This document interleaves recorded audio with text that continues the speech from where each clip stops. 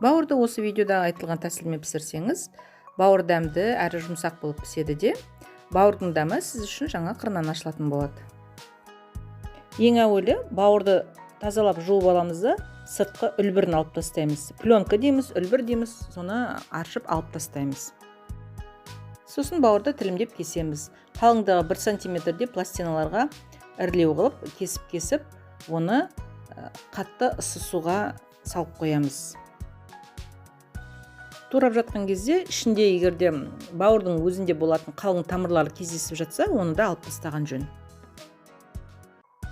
Ыссы суға салатын себебіміз кейін піскенде ондай бауыр қатып кетпейді. Су суылғаннан кейін бауырды құрғатып аламыз да, оны өзіңіздің қалауыңызша формада тілімдеп кесесіз. Туралып болған бауырды сүтке батырып қоясыз. Сүт оның бір өзіне тән иістерін алып кетеді. Гарнирға пайдаланатын күрішті алдын ала жуып әзірлеп қойдым. Ағынды судың астына біраз уақыт жуу керек, суыңыз ағарғанша. Енді тамаққа салатын пияз, қияр, қызанақ, болгар бұрышы, аскөк пен ақжелкенді турап әзірлеп қоямыз. Пиязды енді күрішке де бауырға да астына қуыруға саламыз. Бір жарты пиязды бөлек алып қойдым. Кейін піскен бауырдың бетіне себуге. Ал қалған пиязды уақтап турап, маринадтап қоямыз. Ол үшін бізге қара бұрыш пен тұз ғана қажет. Екеуін салып, туралған пиязды сыққылаймыз да, қақпағын жауып 5-10 минутқа қоямыз. Барлық видеоларында айтып жүрем, маринадталған пияз тамаққа өте бөлек, ерекше, керемет дәм береді деп. Енді сүтте біраз уақыт тұрған бауырды шұңғыл кепсерге салып, сүтінен ажыратып аламыз. Енді көкөністердің бәрін уақтап тураймыз. Болгар бұрышын біз тек қана бауырға саламыз.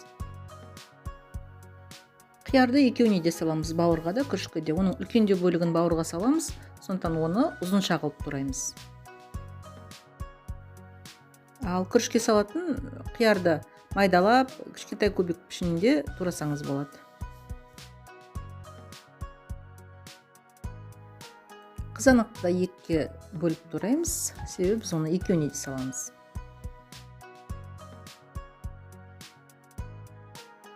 Енді бауырды пісіруге кірсек, ол үшін табаға май құйып, аздап майды қыздырып алып, бауырды табаға аударып, қақпағын жауып қоямыз.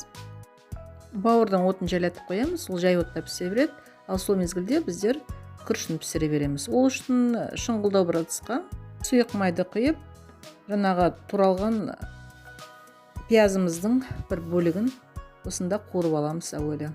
Оның үстіне қызанақ саламыз. Екеуін майға біраз қуырып аламыз. Осының үстіне келіп күрішті қосамыз. Ол үшін әуелі күріштің суын сорғытып аламыз. Күрішпен бірге қиярды да салып жібереміз.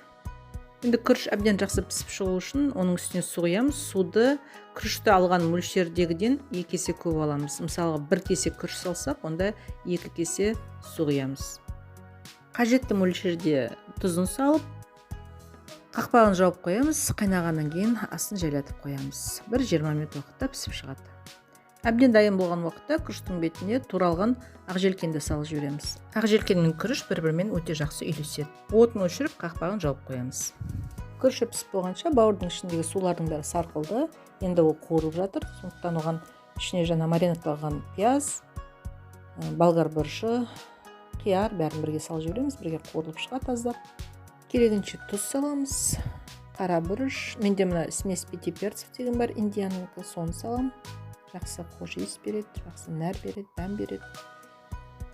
Аздап қуырылғаннан кейін сосын барып қызанақтарды қосып жібереміз. Кішкене бұқтырып алып, оның үстіне су қоссаңыз болады. Қақпағын жауып, біраз уақыт бұқтырып аласыз. 20 минутта тамағыңыз әбден пісіп дайын болады. Бауыр әбден піскен уақытта аскөктің жарты шоғырын алып, жаңағы жарты пиязды турап, қосымша сарымсақтың бір бөлігін алып, бәрін турап, бетіне себе салыңыз, астын өшіріп, отын өшіріп, қақпағын жауып қойыңыз 5-10 минутқа. Міне дәмді, пайдалы тамағымыз дайын болды. Ешқандай бауырға тән ерекше иісі жоқ, керісінше хош иісті, әрі дәмді ас болды. Осындай әдіспен пісіріп көріңіз. Бауырдың да, күріштің де ерекше дәмі сізге ұнайды деп сенемін. Видео рецепт ұнап жатса лайк баса кетіңіз. Менің видеоларымды көріп жүрген адамдардың 90%-ға жуығы арнаға тіркелмеген екен. Арнаға тіркеліп, өзіңізге пайдалы, асханада көмекші болатын видеоларды қарап, қолжетімді өнімдерден дәмді ас пісірудің құпияларын үйреніп жүріңіздер.